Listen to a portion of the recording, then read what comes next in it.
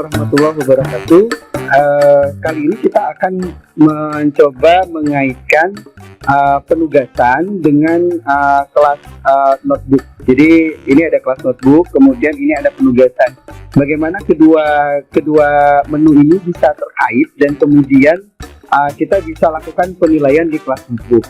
Baik, untuk penjelasan lebih detail di kelas notebook, mungkin saya akan buat video tutorial yang lain, tapi saat ini saya akan memperlihatkan bagaimana cara menggabungkan kelas notebook ke penugasan. Sekarang kita buka kelas notebook dulu pada kelas yang kita ambil. Baik, ini kelas notebook sedang terbuka. Di sini terlihat bahwa belum ada satupun yang di setup untuk kelas notebook ini. Kemudian saya akan klik untuk pertama sekali, yaitu setup notebook, kelas notebook. Kemudian saya klik di blank notebook. Nah, di sini terlihat bahwa ada 3 bagian. Oke, 3 bagian, ada collaboration space, ada content library, dan ada student notebook. Pada collaboration space ini, guru dapat mengedit konten, siswa juga dapat mengedit konten. Ini artinya ini adalah ruang untuk guru dan siswa secara bersama-sama mengerjakan sesuatu. Nah, di sini disebut dengan collaboration space. Kemudian di bawahnya itu ada content library. Ada content library itu artinya guru dapat mengedit konten atau guru yang memberikan konten berupa modul pembelajaran dan sebagainya. Sementara siswa hanya dapat melihat konten. Nah, ini mungkin ini akan saya paparkan dalam kesempatan yang lain, bagaimana cara guru memberikan konten pembelajaran sehingga siswa dapat melihat, mempelajari konten yang diberikan oleh guru. Nah, kemudian yang terakhir adalah student notebook. Student notebook ini artinya guru dapat mengedit konten, siswa dapat juga mengedit konten yang dia miliki, tetapi dia tidak bisa melihat konten dari teman-temannya.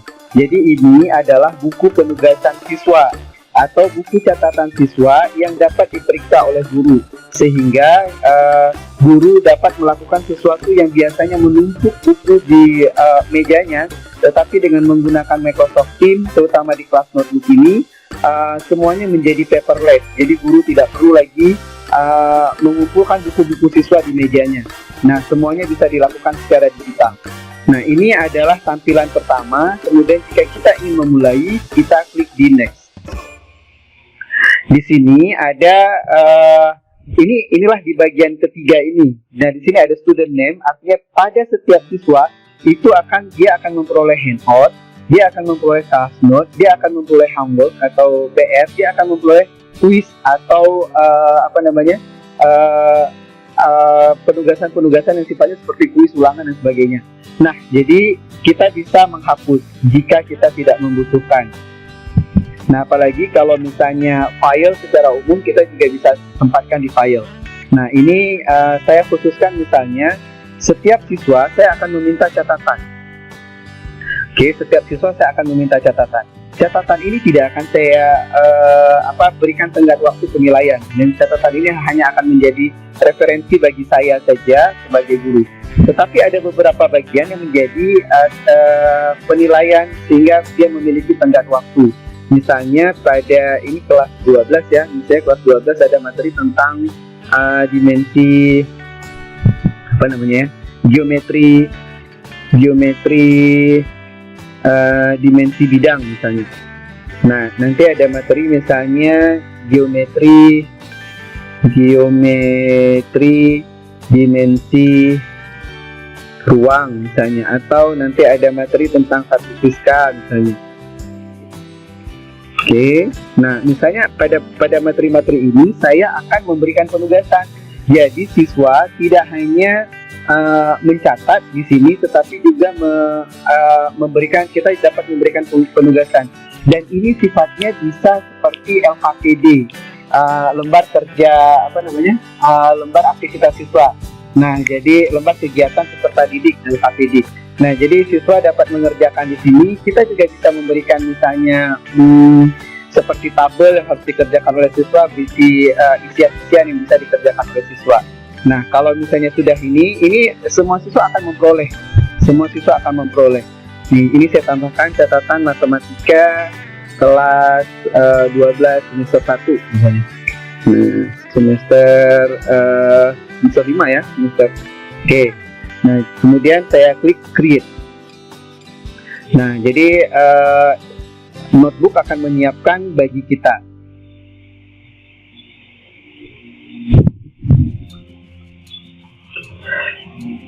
Tampilan notebook akan terlihat seperti ini. Kemudian kita klik di tanda panah Open Navigation Panel. Nah, kita klik di sini. Nah, di sini akan terlihat seluruh siswa saya akan memperoleh bagian yang sama. Jadi, seluruh siswa yang saya klik di salah satu siswa saya, dia akan memperoleh bagian yang sama. Ada geometri dimensi, catatan matematika, geometri dimensi ruang ini, yang ini juga akan memperoleh bagian yang sama. Jadi setiap siswa, meskipun kita hanya bikin sekali, tapi setiap siswa akan memperoleh bagian yang sama. Semua siswa akan memperoleh bagian yang sama. Sekarang kita akan menghubungkan kelas notebook dengan penugasan. Jadi dari kelas notebook yang sudah kita buat, sekarang kita klik di penugasan, klik di assignment. Kemudian kita akan membuat judul terhadap penugasan yang kita buat. Pertama kita klik di create dulu, kemudian kita pilih tugas assignment. Oke, kemudian kita masukkan title-nya, masukkan judulnya. Ini misalnya penugasannya tentang geometri dimensi 3. Geometri dimensi 3. Kemudian kita berikan instruksi. Misalnya kita berikan instruksi, silahkan sematkan link. Silahkan sematkan link SWE. Nah, jadi siswa kita minta untuk membuat resume pada SWE. Silahkan sematkan link SWE, berisi resume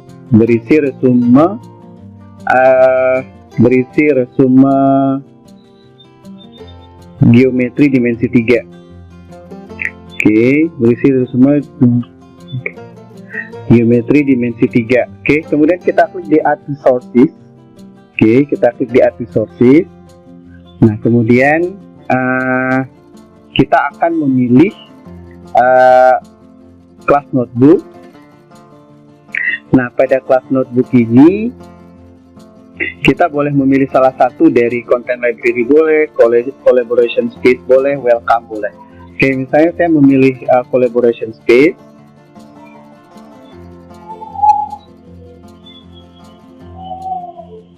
Kemudian kita klik di using collaboration space. Kemudian kita klik di getting start with the collaboration space. Kemudian kita klik attach. Nah, dari sini, ini sudah semuanya yang ada di notebook siswa, ini sudah kelihatan semua. Sekarang kan saya akan memilih geometri dimensi ruang. Oke, yang ini saya klik saja, yang akan saya jadikan penugasan pada saat ini. Kemudian saya klik di done. Nah, di sini sudah ada, ini ada in geometri dimensi ruang. Nah, kemudian saya akan berikan nilai maksimum. Nah, nilai maksimumnya 100. Ini tidak ada rubrik. Kalau misalnya kita ingin tambahkan rubrik terkait penilaian, misalnya kita ingin berikan kalau misalnya dia mengisi dengan lengkap, atau kalau misalnya dia menulis dengan baik, nanti ada penilaian tersendiri. Nah, kemudian di bawah ini ada due date. Due date ini adalah batas terakhir pengumpulan tugas. Jadi ini saya pilih, ini 3 Juli Jumat. Ini misalnya saya pilih penugasannya sampai hari Senin, misalnya tanggal 6. Nah, jam 23.59. Oke. Kemudian post assignment in notification to this channel general. Jadi ini akan selalu keluar di pengumuman di general nanti pada siswa. Kemudian ini saya klik assign. Oke, saya klik assign. Nah, di sini sudah ada penugasan tentang geometri dimensi 3. Sekarang kita akan lihat bagaimana yang diterima oleh siswa. Oke. Saya buka browser lain. Ini adalah salah satu siswa. Oke, ini adalah salah satu siswa. Nah, di siswa ini apa yang keluar? Saya refresh saja dulu.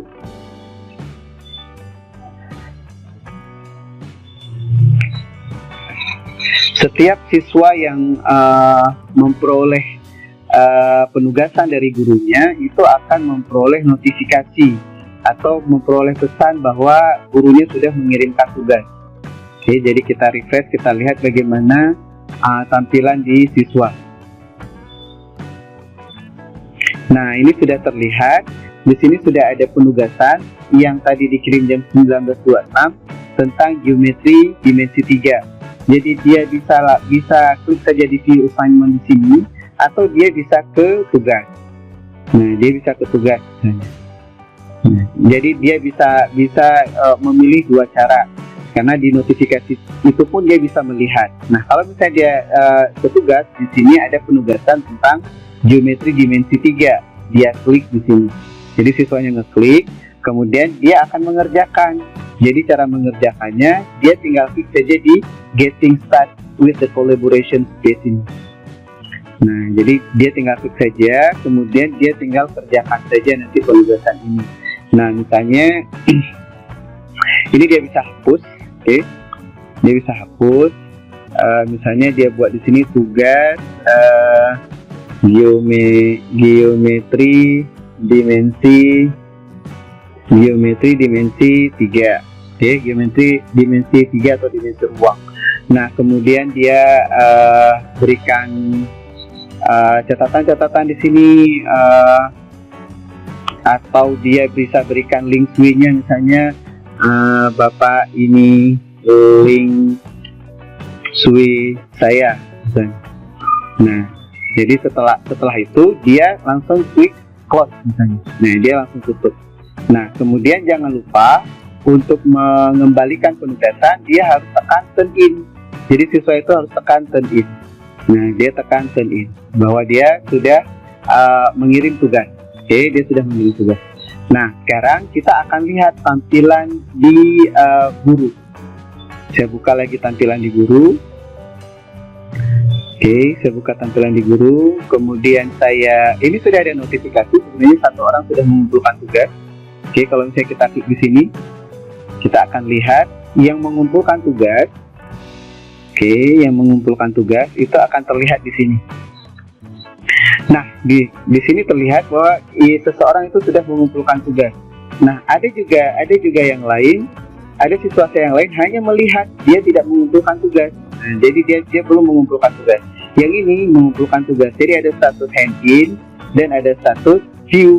Kalau status view berarti dia hanya melihat saja, tapi dia belum mengumpulkan tugas. Atau dia sudah mengumpulkan tugas, tetapi dia tidak ngeklik di turn in, sehingga dia hanya view saja. Nah, ini ada beberapa kasus seperti ini. Nah, kemudian saya akan memeriksa tugas yang sudah hand in ini. Nah, saya periksa.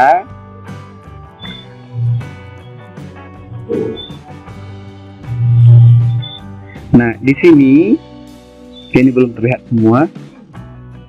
Sini nanti akan kelihatan.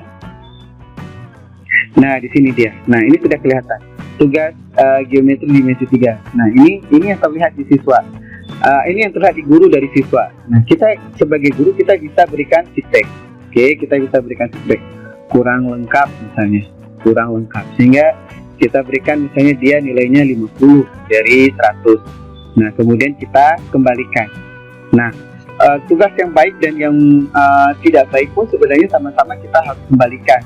Jadi kita klik di return agar siswa tahu berapa nilai yang dia peroleh. Oke. Nah, kemudian ini kita klik balik. Oke, jadi yang sudah kita nilai tidak lagi terlihat di sini, tapi terlihat di map. Nah, jadi ini sudah dikembalikan nilainya sebesar ini. Nah, kemudian kita juga bisa sebenarnya memeriksa tugas siswa. Saya kembali ke kelas.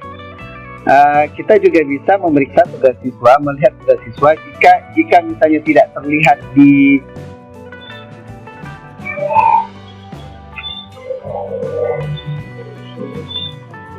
Nah, kita bisa melihat tugas siswa dari kelas notebook 3. Jadi kita tinggal di kelas notebook, kemudian kita bisa ngecek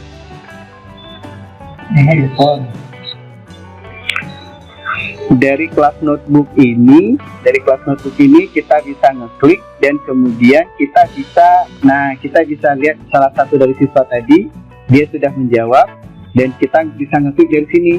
Nah, kelihatan bahwa dia sudah mengumpulkan tugas. Jadi dia langsung ada di sini tulisan dia. Nah, ini dia tugasnya. Nah, bagaimana? Jadi kita sebenarnya bisa cross check 2 kali cross check. Kalau misalnya dia tidak terlihat di assignment, kita juga bisa melihat di kelas notebook yang di tempat kita cantolkan penugasannya. Jadi dia langsung ada di tempat penugasan ini. Nah, jika siswa sudah memperoleh kembalian dari guru,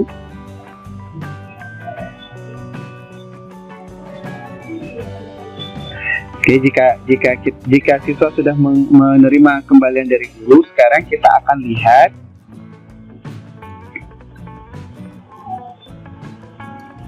nah, dia sudah memperoleh notif lagi. Oke.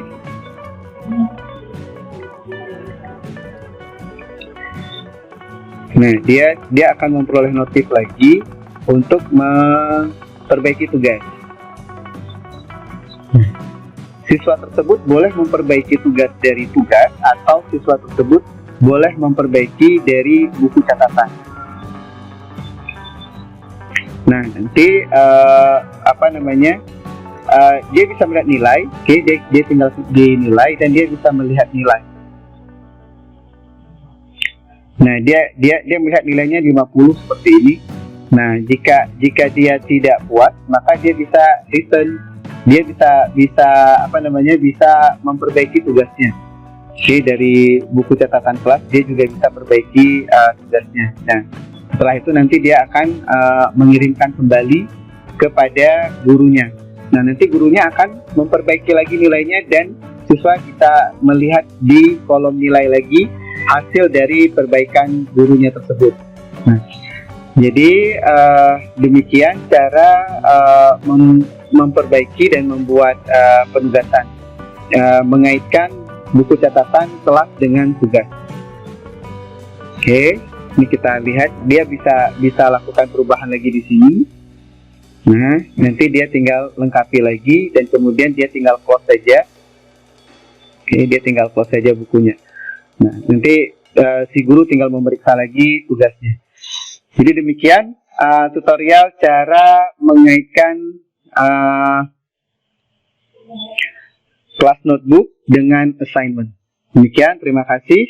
Semoga bermanfaat. Assalamualaikum warahmatullahi wabarakatuh.